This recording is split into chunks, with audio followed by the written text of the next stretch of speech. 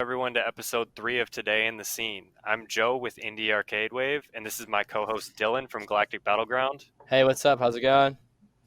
Shout out to our sponsors Can Arcade, everything arcade, music, and cannabis. This week we have the pleasure of speaking with owner and operator of DSM Arcade, Dan. Thanks for joining us, Dan. Yeah, thanks for having me. Excited to talk with you guys. Yeah, we're excited to have you on. It's really cool to speak to someone. We've only really talked to indie developers, so it's cool to see kind of more on the cabinet side. So that's the first question I really wanted to ask you. What is DSM Arcade and what do you do? So I don't have like my elevator pitch nailed down, but my description of like what we do is pretty much just build arcade games, build arcade cabinets for game developers.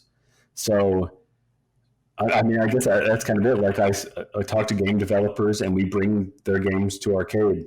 So far, that's been existing games that we basically port over to the arcade scene. But, who knows what will happen in the future. Maybe we'll have a game that's completely unique to cabinets. Yeah, I mean, that leads me right into my next question. Is Switch and Shoot. That's how we met you, was through your cabinet creation of Switch and Shoot. So how did you create that connection? I want everyone to hear about it because I think it's a really unique story within the indie scene. Most of the game designers are building their own cabinets, but you kind of brought the game in and then built the cabinet. Yeah, totally. So I started, well, we can dig into this too, but I started building cabinets in my shop and didn't want to do the main cabinet thing. Like, there's obviously like ethical and legal reasons around that. And so I wanted to keep building and find a way to keep building. So I just kind of got it into my head, well, I'll just talk directly to a developer and get their permission. Like, I don't know how to even start with, a big company. So I'll just kind of reach out to indie developers and kind of see if they want to bring their game to arcade. And so I just started going down on Steam, going through the library, the store page. Me and my wife would sit down, like bring up our media PC, and I'd be like, okay, I'm going to search for arcade. I'm going to search for like shoot 'em up, brawler, stuff like that. And I was like, I got to find something that seems, like a good fit for a cabinet. And so I started typing in, various things onto Steam, and we'd take notes. I still have like the notes of like, this works, this would be cool, maybe this is too much. And I typed arcade, shoot or something like that, and Switch and Shoot came up. And I looked at it a little bit. It's like a pretty cheap game, like $4.99 or $2.99. It's a good game. I recommend it. Not a pitch, but it's a great game. And so I brought it up on my computer, played it a little bit with a keyboard. It's a one-button shooter, so I was kind of hitting, with spacebar, and I was like, oh, that's pretty cool. That's fun. I'll try it with the controller. Plugged in Xbox One controller, was playing with that, and I was like, man, that really does like feel good. And then I have like a multi-cab in my basement that I built. Installed it on there, played it, and I was like, holy cow, dude, this is exactly what this game needs to be. It's just like something about like leaning into that press of that button and playing that game. So I tweeted that video out. I had my wife record me playing it. We put it on the DSM Arcade Twitter account. And I think I tagged the developer or maybe used like hashtag Switch and Shoot or something like that. He saw it and he was like, dude, this is really cool. Like, that's awesome that it works on arcade. And so I just started talking to him. That was my opening. I was like, I'm actually looking for a game that I think would work really well on arcade because I want to build like a specific cabinet just for that game. I don't want to do, multi-cabs or anything like that. I want to build a cabinet just for your game. And he like jumped on board. This is Matt Glanville, who made Switch and Shoot, a really talented developer. And then after we're talking for a while and kind of like trying to coordinate things, I find out he's like 3,000 miles away in Leeds in the UK. And so I was like, that's fine. We can work with this. And so he's, we would I designed the cabinet, kind of showed him what I was thinking. He said some notes like, it's their baby, like these games, they've spent years or months or whatever it is on them.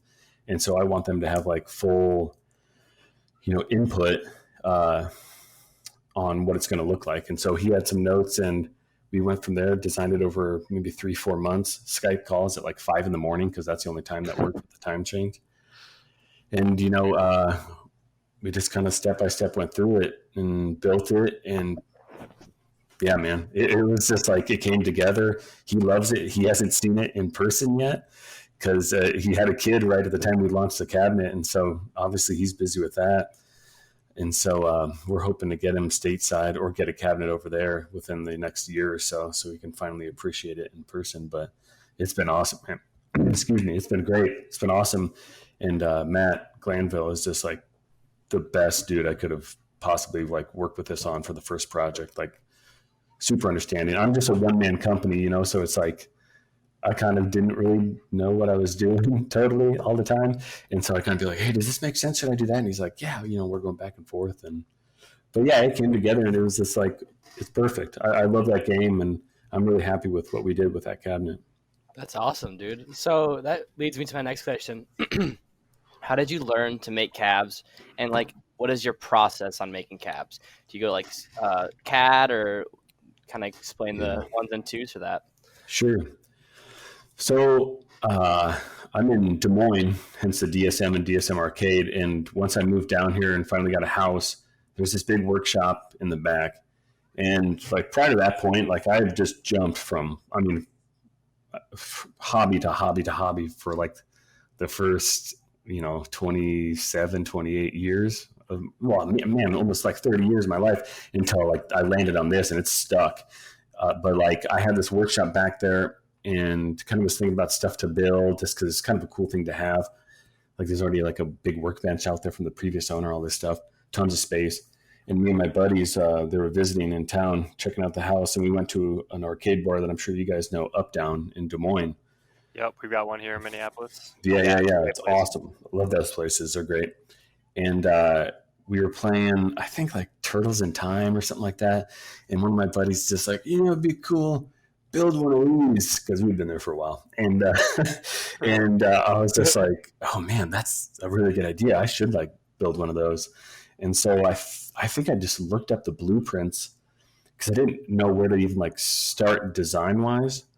And so I looked up like the exact dimensions of like the Turtles like cabinet, and that was like a good guide. So like, I mean, maybe we'll talk about this, but like, if people are like looking to get into it, just kind of choose a cabinet you like, and maybe kind of look up. There's tons of plans online, and just kind of look up, like the dimensions and like the shape of that, and cut out those pieces because that's what I started with, and I learned really quick and just just totally fell in love with it, man. Like, I mean, I still got, a few hobbies, but this is like what I can, devote so much time to, like working on and thinking about.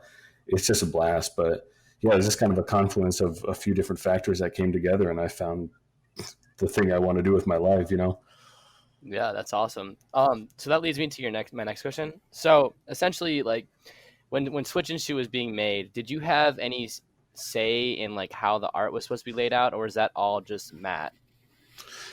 No, so the art that's on the side of Switch and Shoot, which is like perfect, it's kind of like harkens back to like those like Atari cabinets where it's like simple graphics in the game, but then on the side is like a gnarly, hyper realistic alien. Yeah, totally. It was perfect. So that art already existed in like the PC version. I mean, now Switch and Shoot's on like Switch, and I think it's coming to PS4 and Xbox. But like at the time, just the PC version, it kind of displays on the side because it's a really narrow game, so it displays on the side of the monitor. And I saw that, and I was like, man, like actually, let's try to repurpose that.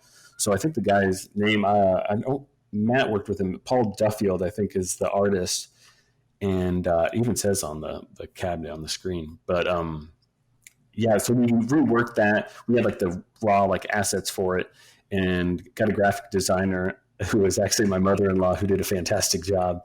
Thank you, Terry. And she arranged like the aliens and the ships into these shapes with that border around it. And we slapped that on the side of there and, arranged the marquee and kind of did it with those like 80s cabinets in mind, where it's like on the Pac-Man cabinet, it'll say by Bally Midway.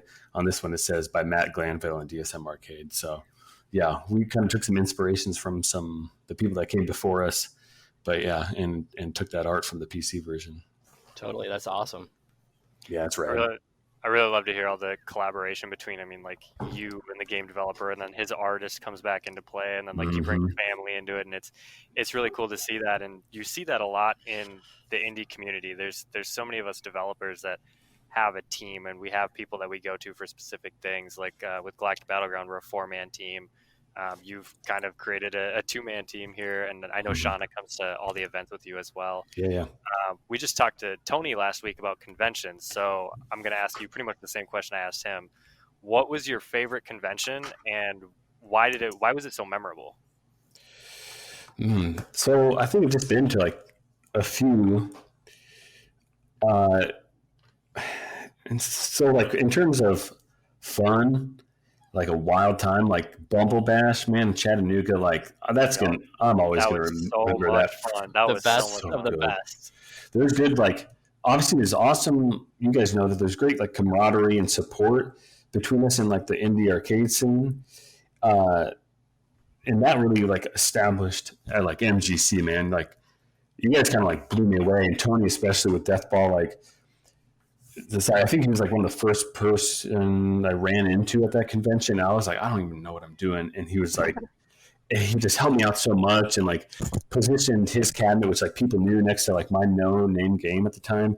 And just like, you guys were like awesome. And like, just, yeah. So like MGC was great just cause I was like, oh man, like it's not going to be like a solo endeavor this whole time. Like there's an existing infrastructure and like support system to help launch me into this. And I've shot questions, like there's a Slack that we, are all in, and I shoot questions into there and be like, anybody use this, whatever, this joystick before? And somebody say, yeah, but change to this or don't use that. And so, yeah, like that was great about MGC, but yeah, back to Bumble Bash, man. That was fun for a different reason. There was late nights and just like, we had like I mean, like I'd never met the Bumble Bear guys before, and they were just like so cool because I mean, I kind of like held them up as like heroes for like, I had played Killer Queen at like Up Down in Kansas City, and was just like, that was kind of when I was figuring out this is what I want to do. Like, oh my God, I just hung out with like 9 other people I never would have interacted with otherwise. And we all collaborated and competed on this game that like brought us together. I know it sounds cheesy, but like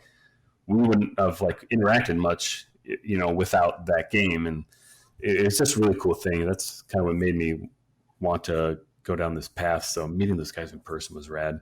And obviously it's always fun to hang out with you guys, of course. Yeah, dude, the Killer Queen guys are just such a good crowd, and like it's such a good community to be around. I don't know, all good vibes all around, honestly. Yeah, it kind of like showed me too, because we're looking at, I mean, Switch and Shoot's like a single player game, so it's tougher to build like a community around it like you do with like the teams in Killer Queen. But it's just inspirational to see all that. Like they just had a game that they created, and now thousands of people, or however, I don't know the attendance of that, but like hundreds or 1,000 people coming to this city to celebrate and like compete in this. It's just rad. And so yeah, that's a great time. Yeah, I mean, I agree with that. It was cool to see that there was such a heavy competitive atmosphere with it, but people that didn't know how to play the game, like I'm going to say it right now, I'm terrible at Killer Queen. Yeah, I'm not going to deny that at all. But like some of the people that ended up being in the finals were like teaching me little tips and tricks here. They weren't being elitists and like, I know so much better than you do, like get off my cabinet. They were like literally trying to make me better at the game as well. I wish I'd like dug in more because I got so intimidated. Despite how nice everybody was, I was like, dude, I'm not playing with people that are like pro. I don't want to embarrass myself. That's more on me than them. But yeah, that's another thing about Bumble Bash is I got there and there's like these dudes from uptown Minneapolis, Kevin and Frank and Kat, and they were just like, wait, you made Killer, or you made Switch and Shoot? And I'm just like, yeah. And they're like, dude, this game is so good. We play it all the time. I can't believe that's so cool that you brought it down here. All this stuff. And I was just like, what? Like, it's 3 people, but to me, that's huge. Like, I'm just starting out of this. Like, at that point, Switch and Shoot have been out for like a year. And like, I was like, man, I got 3 fans. they know my name from the marquee. They know the company. They want a koozie with the logo on it or whatever. Like that blew my mind, man. That's right. It's different when you have like these people like saying stuff on Facebook and liking and following your stuff, but like yeah. to see them in person and be like, I love your game, let's play it now. Like I want to Yep. play this game with you. Like Yeah. that's really cool. Unsolicited, yeah, it's rad when it's just like you're not asking people what they think of it. They're like, you're just coming across posts on social media that are just like, I found this game, it's freaking awesome, you know. It's a good feeling, man. Yeah. Validating. I mean, the fact that they got like 3,000, like holy crap, I can't believe that. Oh, the score in the game? Yeah, that's like insane. Oh yeah. So like we did a little kind of mini tournament there, and it's whoever had the highest score and took a selfie with it for proof at the end of the weekend, like won the marquee from the cabinet, which was I just kind of like thought of that right before we went down there, and they're super appreciative of that. Yeah, that was a good time. Such a good time. So we're here talking about video games, right? So there's a question I have to ask you that I can't not ask. And Tony had a really long explanation for this one, which kind of resonated with me. But if you could pick 3 video games that have ever been made, what are the 3 most influential games to you? Whether it's nostalgia or you played it a ton or it was just a great game, what would you pick? Just arcade or across everything? Everything. Any game. Dude, this is so funny that you're asking this question, because I've always kind of like, that question never hit with me before, like a few weeks ago. And so obviously we're kind of all locked down in our houses a bit more than usual right now. And I've kind of just been playing a lot more games than I have in years. And I was just kind of scrolling through my Steam library, and I saw Counter-Strike, and I was like, man, Counter-Strike, I haven't played, it's a shooter if people don't know. Good. So good. I haven't played Counter-Strike in so long. Like, I got into that game, and I played it like an hour before we were doing this, man. I play it every day. I've played that game since I was probably 14 or 15. And so I've been playing that game for, oh my God, I don't know, 15 years or something like that. No, God, more than that, whatever, 15, 16 years. And so like I realized when I was playing that, I was like, oh, right. Like I never like ranked like favorite games or stuff like that. This is absolutely in there. It's just like, I don't know, man. Like so much of it is like driven by nostalgia for me. So many late nights when I was a kid, like playing that game till 2, 3, 4 in the morning. And now it like hits me in that same way. It's still fun. I'm still all right at it, which is good. It's a nice bonus. But just like the nostalgia trip from that, man, that game is enduring for me. So that's on my, you said top 3? Yeah, top 3. That's on my top 3. And so I was playing lots of Counter-Strike, and then I was like, that's, one of my top games for sure. And that got me thinking of like, what else is in there? Like I got a better, I guess as you get like older, you get a better sense of self, And so I was like, these questions are like landing a lot, harder on me. And so another game is Wind Waker for GameCube. It's also remade for Wii U, if anybody has a Wii U. Just like the joy in that game and like the vibrant like look of it, it's just like an absolute delight to play that. Just thinking about it right now, I'm just like, when are they going to port that to Switch? I want to play it again. I don't want to hook up a Wii U. And so it's just, that game just gives me such like good vibes. Like I've been meaning to pick that up and play it again. It gave it it was a really unique art style too, compared to a lot of the other Zelda games. It gave Like, different graphic aspect. Yeah, it's like this. They call it cell shaded. It's kind of like more cartoony. Is like shortchanging it by so much, but like it's not like a comic booky.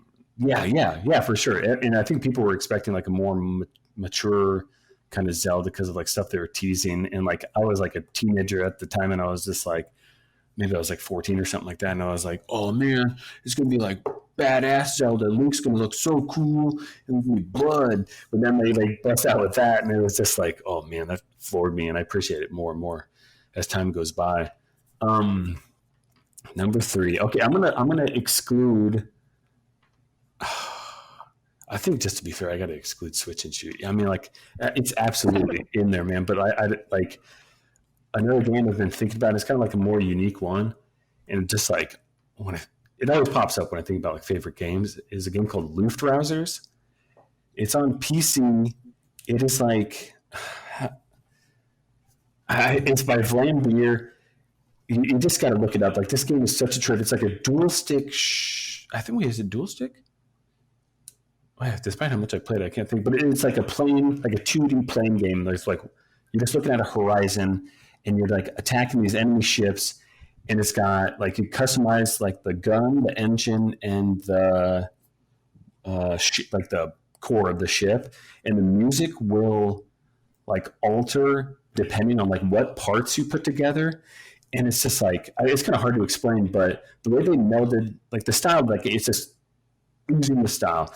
And so they like the music, the look of it, the gameplay, that's the way like game feel, if you want to use that term, just all comes together in a way that I was just floored by. But like, yeah, you should look up. I mean, Loose Res it's been out for years now, so it's probably like an awesome deal on Steam. But I think like the way they do the music, they combine like 3, 4, 5 tracks in a way that it's like it makes like 72 different combinations. So if you keep changing your ship, you're always hearing like different kind of like music, but it's kind of the same song, but like they alter it in this cool ways. I don't know much about music, obviously. Like A-side, B-side type thing, in a sense. Yeah, but it like morphs with like how you play the game. It's just so cool, man. Like, yeah, Luftrausers, Luftrausers. Yeah, Luftrausers. So good. That's a really dynamic feature. I've never really heard of anything that alters gameplay, like depending on what you choose to the music. Like it's usually just one audio track or a handful of audio tracks. Yeah. Oh man, I could keep going. There's so many that like come to mind. Like, but yeah, I'm gonna say those are my top 3. Is it pixel art? It looks like it's pixel art. Yeah, it's pixel art. Yeah, I didn't mean it's not a conventional like Ace Combat kind of fighter game. Yeah, it's like this. It's just like two-tone. It's almost like original Game Boy kind of like color palette.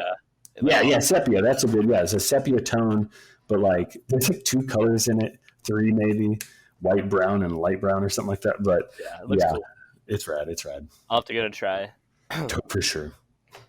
Awesome. Those are some really unique games. I didn't really think of Counter-Strike. I haven't played it much, but Counter-Strike's it makes sense. I mean, the longevity of the game is insane that it's been around for so long and it's still such a hot competitive scene.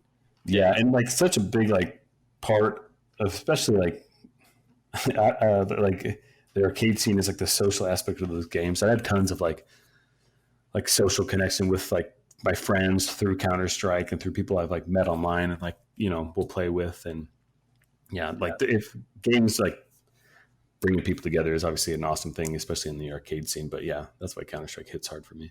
And it's also like one of the longest like tournament competitive games out there. Like, yeah, and that's when I heard about esports is Counter-Strike, and now it's like still like I mean, it's not like Dota or League of Legends or something like that, but it's up there still for sure. Yeah, it's rad. It's great. So I have a question. You're well versed in video games, and you've been throughout your whole life. What makes a great game? Like specifics. Like what makes it great? In your opinion, what makes a great game? Sure. So, because obviously Switch and Shoot, great game. So simple, amazing. Yeah. Like, what makes a game great? Yeah.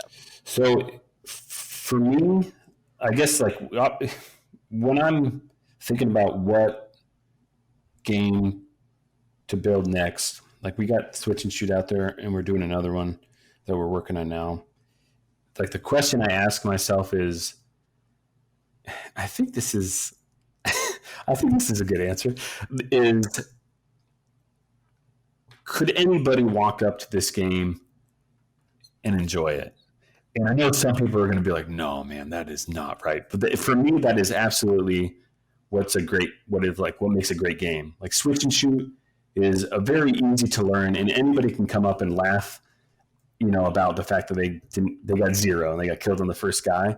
But the high score on Switch and Shoot is a 56-minute game. So there's like a breadth of skill levels, for that game. So I've seen like little kids come up and just hit the button and then just having a blast. And, and then they're kind of developed like a scene that like they're studying the meta and what weapons do you cycle between, and like should you stay on sector 2 longer than you stay on sector 3? Should you bother getting the boss? Like all these details of like that taught me how to play the game. You know what I mean? Like, so for me, like what makes a good game is, and this is what we're trying to do with our next one too, is, can anybody come up to it and have a good time? And so, like, I think you see that with, like Killer Queen, people come up maybe a little drunk in a bar and they're just messing around, but they're like part of this team and they're having a blast. But obviously the far end of that is somebody who, plays it for 10 hours a week and it, goes to Bumble Bash and competes, So that's always kind of like how I thought about, what makes a good game, especially when I'm trying to think about what game do I want to bring to cabinet or the arcade scene next, So kind of what I'm hearing from you is like it's inclusive to all by the means of it's easy to play, but it has a really high skill cap. Like Totally. easy to jump in, but like there's so much growth and potential for the individual player. Yeah. I think that's such like a tough, super hard thing to like nail. Like, I'm not saying obviously like games that don't do that are bad games. Like, I don't think Counter-Strike's really like that, but I love that game. But like, those are the ones that, if I'm looking at just from the perspective of what would be a great game to bring to an arcade where anybody can walk up to and play and have a great time, that's how I'd define it. Right. Yeah. Okay. Yeah. So Dan, where can we find you on social media? DSM Arcade, everywhere. Instagram, I post quite a bit on there. Not as many updates lately, but we're getting back into posting some work on Instagram. Kind of just took a pause there, but I think probably the arcade like building, because I like to build like post about the process and kind of show off the work a lot. Instagram's probably the best place to look us up, but obviously it's DSM Arcade on Facebook and Twitter and all that as well. The website, we got a website, dsmarcade.com. It's simple. Cool. Awesome. Well, we really appreciate you being on, man. Do you have any final thoughts for us? Anything you want to just say to the viewers? Oh, wow. I just like, thanks for having me on, and what you guys are doing is awesome. I just like, there's so much potential for the scene going forward, and for you guys to kind of like help guide that and talk about it and inform people. Like these, the previous waves of arcade, like, like at the 80s, like Pac-Man cabinets, and like the 90s, like fighting games, like those cabinets are getting older and older, and less people are able to fix them. And so I think like the way I see it is these places are just going to be looking for more and more new arcade games, and indie like titles are such a good fit for that. So yeah, just when you go to an arcade bar, just look out for those, like, the more unique stuff, the newer stuff, because that's huge for us. So yeah, just thanks to everybody supporting the scene. Yeah, we got to stick together out here, It's just collaborate and keep it going, For sure. Grow as a community. For sure. Well, thanks for being on, man. We will post this up pretty soon here, and we'll have you back on as soon as we can. Yeah. Awesome. Thanks so much, guys. Yeah. Definitely. Peace, everyone. Peace.